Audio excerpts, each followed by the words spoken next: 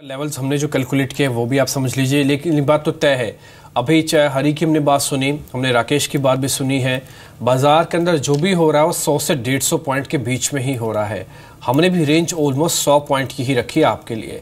9260 कल भी आप देख लीजिए 9280 ब्रेक नहीं हुआ था, बिल्कुल डॉट सिर्फ 2 मिनट के लिए वहां पे टिका और उसका फिर से ऊपर आके अपने आप को 9300 के आसपास रोक गया। एक अच्छी चीज है, मार्केट रेजिस्टेंस दिखा रहा है अपने सपोर्ट पे। एक अच्छी चीज है कि मार्केट ऊपर जाके हाथ बदला भी कर रहा है, फिर प्रॉफिट बुकिंग भी दिखा रहा है। आज फिर से सीमित दायरे का कारोबार देखने को मिल सकता है।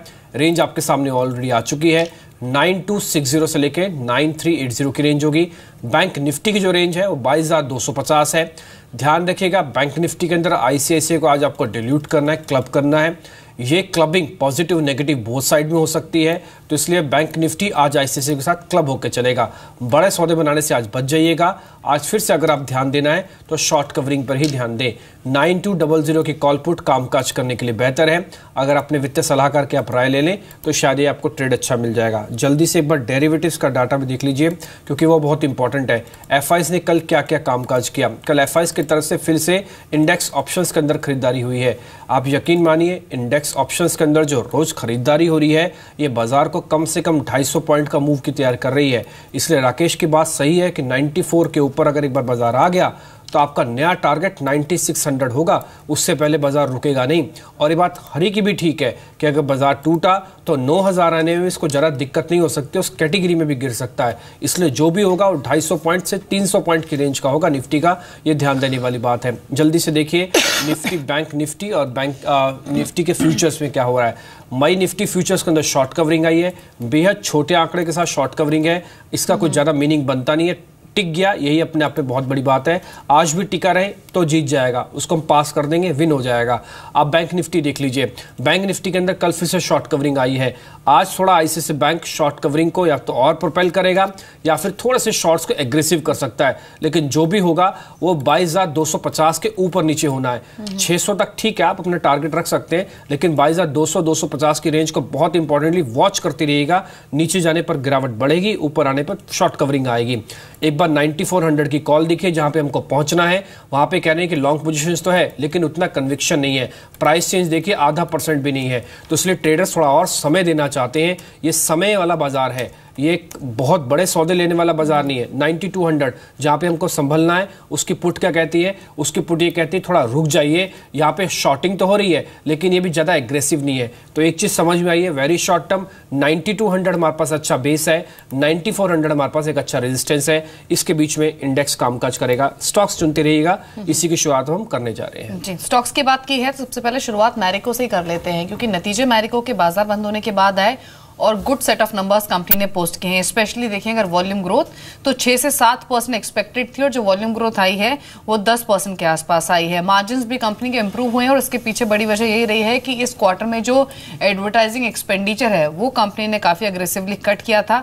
32% तक अपना एडवर्टाइजिंग स्पेंड कट किया था, जिसकी वजह से जो मार्जिन्स है कंपनी के वो भी इंप्रूव होते हुए दिखे हैं। कुछ ब्रोकर हाउसेस की रिपोर्ट भी आई है जिन्होंने रेटिंग जो है वो बाय की ही दी है मैरिको को। लेकिन हरी, आपको नंबर्स कैसे लगे और ये नंबर्स के बाद क्या कोई सिग्निफिकेंट अप्रिसिएशन आप एक्सपेक्ट कर रहे हैं, क्योंकि ऑलरेडी ये स्टॉक ठीक ठाक चला है?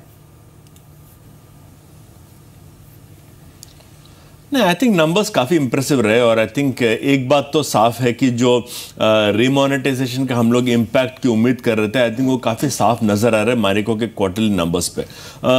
ये स्टॉक बहुत दिनों तक एक 270-280 के रेंज में था और अब फाइनली वो रेंज तोड़ के 320 की तरफ आया और मुझे लगता है कि यहाँ पे एक न्यू रेंज पे पहुँच गया है और the stock probably has a little more upside from these levels. तो मुझे तो लगता है कि स्टॉक पे यहाँ से और अपसाइड्स हो सकता है और ये जो रिजल्ट्स आए हैं we could see better results in the next few quarters also. ठीक है, इस बीच जो नंबर्स आए वो जेएम फाइनेंशियल्स के भी नंबर हमको दिखने मिले। ये अच्छे सेट ऑफ नंबर्स हैं क्योंकि मुनाफा 113 से सीधे 150 है। वैसे भी ब्रोकिंग फाइनेंशियल सर्विसेज में जो भी कंपनीज हैं उनके नंबर्स ठीक ही आ रहे हैं। एआरसी डिवीज़न ज़्यादातर ब्रोकिंग हाउसेस ने जोड़ लिया, वो एक अच्छा सेट ऑफ इनको आगे बिजनेस दे रहा है। इनकी आय भी बड़ी है, ये 464 से सीधा 724 हुई है। राकेश, आपका कमेंट चाहिए। नतीजे उम्मीद से बेहतर हैं, अबीटा, प्रॉफिट, आय सब बढ़ गया है। आज प्राइस भी बढ़ेगा और देखिए डिम्पी टेक्निकल स्ट्रक्चर अच्छा है, स्टॉक ऑलरेडी एक बड़ी रैली दिखा रहा है और एक बड़ा ब्रेकआउट 88 रुपीज़ के ऊपर हुआ था और वहाँ से एक बड़ा मूव देखने को मिला है। टेक्निकली आप देखें तो 135, 137 से पहले कोई रेजिस्टेंस नहीं है और फर्दर अप मूव स्टॉक में रूल आउट नहीं किया जा सकता है। जी हरी, कल छोटे बैंकों में, कल ही नहीं इनफैक्ट पिछले 2-3 दिनों से लगातार हम छोटे बैंकों में स्पेशली काफी मजबूती देख रहे हैं। आरबीएल बैंक के नंबर्स भी आए हैं जो अगेन अगर हम देखें तो नेट इंटरेस्ट इनकम स्पेशली जो एक्सपेक्टेशंस थी उससे बेटर फ्रंट पर आई है, 46% के आसपास रही है।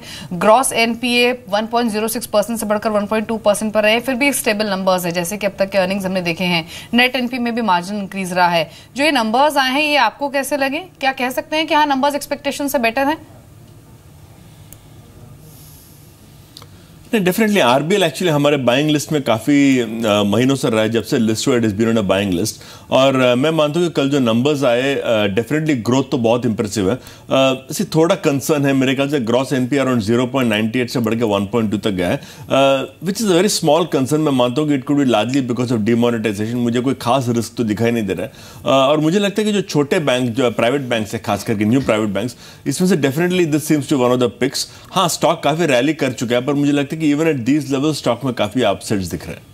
ठीक है, इसके अलावा कुछ एक और कंपनीज देखेंगे ना, उसमें आपको एक पीवीआर और आईएनएक्स, आज इनका शायद दिन अच्छा नहीं रहने वाला है।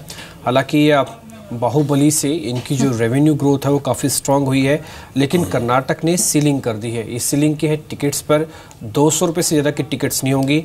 ये सिंगल थिएटर पे भी लागू है और मल्टीप्लेक्स पे भी लागू है, जहाँ पे कई स्क्रीन्स होती हैं।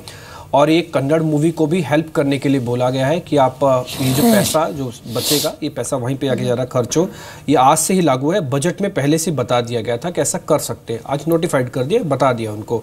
हालांकि लोगों को राहत है, लेकिन शायद कंपनीज की थोड़ी स्थिति ठीक नहीं होने वाली है। हालांकि डिम्पी, आइनॉक्स के लिए आज एक मिक्स डे हो सकता है। एक तरफ ये खबर है जिससे सेंटीमेंट्स डेफिनेटली थोड़े से नेगेटिव हो सकते हैं, और दूसरी तरफ अगर इसके अर्निंग्स भी आए हैं और नतीजे आप देखेंगे तो 5 क्वार्टर के कंसिस्टेंट डिसअपॉइंटमेंट के बाद बहुत स्ट्रॉन्ग नंबर्स कंपनी ने पोस्ट किए हैं। मार्जिन 5% से बढ़कर सीधे 8% पर रहे हैं। एबिटा में भी 40-50% ग्रोथ आई है। तो एक मिक्स डे आइनॉक्स के लिए हो सकता है। बिल्कुल, आइनॉक्स के लिए मिक्स डे, लेकिन पीवीआर शायद उतना बेहतर आज प्ले नहीं करता हुआ दिखे।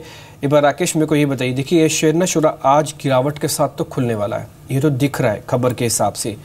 ये कितना टूट सकता है और हमको करना क्या है? ये खबर का इम्पैक्ट कितने रुपए तक का हो सकता है?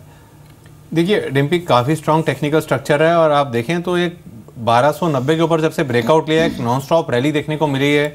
स्टॉक शॉर्ट टर्म चार्ट्स पे ओवरबॉट है और करेक्शन दिखा सकता है। और जिस तरीके से टेक्निकल स्ट्रक्चर है Dimpy, clearly buy on decline का स्टॉक है। अगर कोई बड़ी गिरावट आती है और किसी का लंबी अवधि का नजरिया है तो मेरा ऐसा मानना है बाइंग करके चलना चाहिए। ठीक है हरी, आपकी रिकमेंडेशन क्या है इस पूरे स्पेस पे?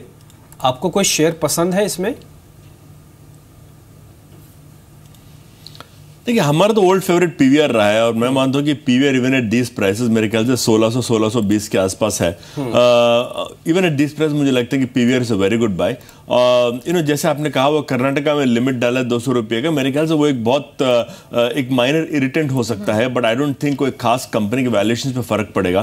क्योंकि ये कंपनी लोग करते क्या है कि यदि आप एक पीवीआर से कंपनी को देखोगे तो जितना रेवेन्यू उनका टिकट से आता है उतना ही उनका फूड एंड बेवरेज से भी आता है, तो आप उधर कम करके फूड एंड बेवरेजेस पे थोड़ा ऐड ऑन कर सकते हैं। तो आई थिंक ऐसा काफी मेथड्स होते हैं जिससे you can work around all this kind of restrictions. पर मेरे ख्याल से ये जो पीवीआर जैसे कंपनी है, इनके लिए सबसे बड़ा ट्रिगर होगा जीएसटी, क्योंकि इनके जो मल्टीपल लेवीज हैं वो सब मिलकर सिंगल लेवी हो जाएगा और उससे सबसे बड़ा फायदा पीवीआर को होगा। तो we like PVR even at these prices. ठीक है, पीवीआर हालांकि पसंद है। इस नेगेटिव खबर पे भी राकेश भी कह रहे हैं कि स्ट्रक्चर अच्छा है, थोड़ा सा संभल कर ट्रेड करने की जरूरत है, इसलिए जल्दबाजी में शॉर्ट मत कीजिए।